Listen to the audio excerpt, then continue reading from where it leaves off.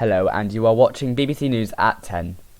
We have a report from Stepford County following a workers' strike due to poor working conditions. We join our Stepford correspondent Dweller, who is interviewing some of the staff today. This is Stepford Connect. The government gave this operator the franchise agreement in May of 2020, and it has received sufficient government funding according to the Minister for Transport. Now, 21 months later, the company is struggling to sustain itself due to reports of poor working conditions for their staff team. This is Barry, a platform dispatcher who has worked on the railway for 35 years now. He has allowed us to interview him about his experience with the new franchise. Never been one of those people to complain much, but lately we've been treated unfairly by the management team. Our office quarters are small and untidy, and they've cut salaries twice over the past year. He says that he's never taken part in one of the strikes, as he is working on a very low salary and needs the money to sustain his family. Life is tough at the moment, so I need to do everything I can get paid for what I do. None of this strike nonsense is great for me, since all they do is give me extra work and refuse to pay me any overtime for what I've served, so I can't even go to the pub and have a pint like I used to. Absolute crap this.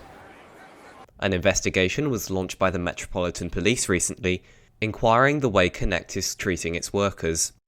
Well, from what we have seen recently, Connect has kept up standard with what we would expect from a railway operator. Though, if a workers aren't satisfied anymore, we're convinced that Connect may be hiding things from us. The CEO of Stepford Connect refused an interview with us today, though he has made a public statement on the matter. We do not endorse any form of poor working conditions, as many of our staff team has recently complained. Government funding is sufficient, and we proportionally pay everyone who works for us. This morning at Stepford East, there was a panic rush to get the train to the Stepford United vs Leighton City football game. Since the Whitefield branch had to be closed due to staff shortages, people were left stranded at the station. All the trains are cancelled. I paid 50 quid to get here, and I don't see why all of this has happened. All I can blame is Connect for having such a terrible service. Red Army! I have lived around this area since 2012, and service has gotten drastically worse since the new Stepford Connect was introduced. It seems like there is a strike like this every month or so, which is just inconvenient. Plus, they don't even stick to their timetable.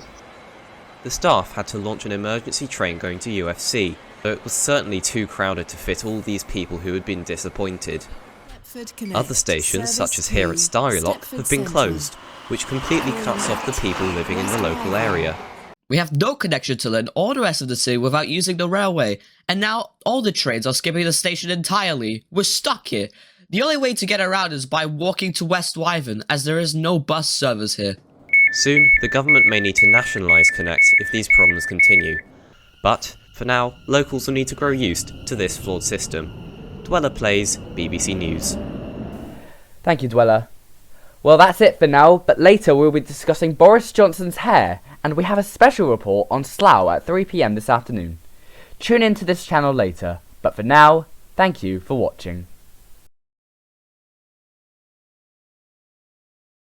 Writing's not that easy. That's why Grammarly can help. This sentence is grammatically correct.